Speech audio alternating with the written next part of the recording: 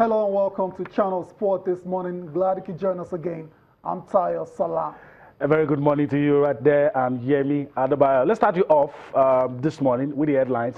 And we start off with the Super Eagles. 22 Super Eagles players in camp as they prepare for the, dead rubber, inconsequential game against Algeria and the friendly against Argentina 4 days late. Just one player being expected in camp, and that's Daniel Akpeyi. We'll give you more updates as the show progresses, but you can take it from us and take it to the bank. 22 players in camp for the Super Eagles. Hopefully Daniel Akpeyi can join up with the rest of the squad by the end of today. Also on the show, this time we're talking tennis. And Andy Murray, I mean, he's been out for a long time now because of injury. And it says he's not in a hurry to come back at all. He's going to take his time. He wants to be 100% fit before returning to the ATP Tour. I totally understand it. Tennis is one of those sports where if you're not 100%, you will be found out. So Andy Murray, take your time before making that comeback. Doesn't want to embarrass himself. Right. That's what usually happens if you're not 100%. All right, let's leave the tennis courts and go to the rings now and talk about this man. Deontay Wilder threatens AJ again. That's Anthony Joshua. Calls him out for the second time, saying he's going to beat him like a little boy. And he said a lot of things about Anthony Joshua. And we will be talking about that on the show this morning. This man in the news, and everybody is beginning to show some love and respect for Deontay Wilder, especially after that bout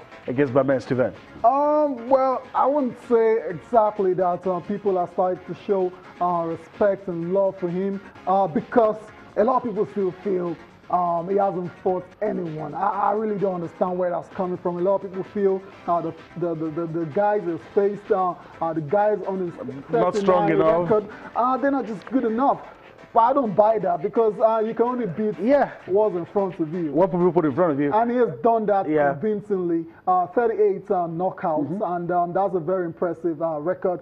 But 38 knockouts in 39 fights. Right. So the only guy that didn't fall down, fell, get the second bite of the apple, and it fell down really hard. really hard. On Saturday, just reminiscent of the days of Mike Tyson. How before everybody gets to sit down, somebody's off on the canvas. When I say a lot of people showing love and respect, a lot of people maybe because they don't see much of him, but they're beginning to see that, look, this guy is tougher than he looks, and all of those things he says are not just mere words. They're not mere words. I mean, when you have that kind of record where you've knocked out your opponent 38 times, then that's not mean Nobody feat. stays on their feet. That's not mean feat at all. But what I'm just saying is that he's still, Deontay Wilder still, he has a few doubters.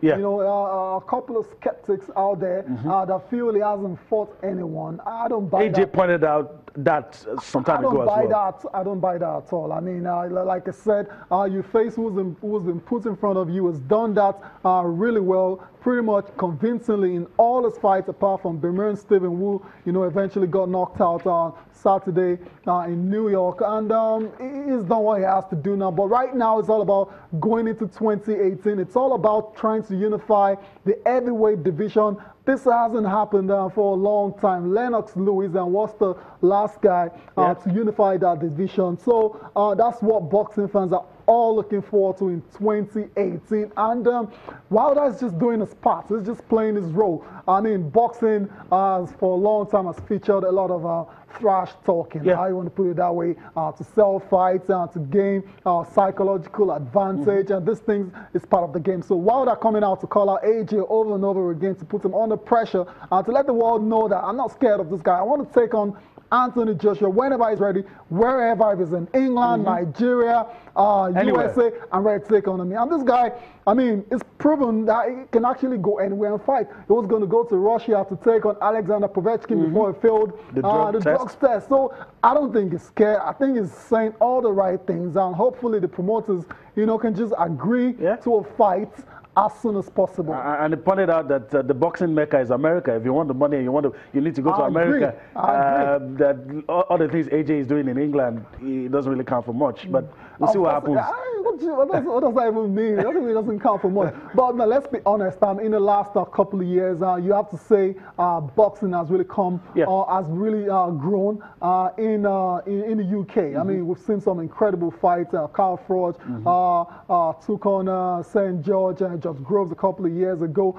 We've seen the Wembley Arena, Wembley Stadium being filled to capacity for Vlad and AJ.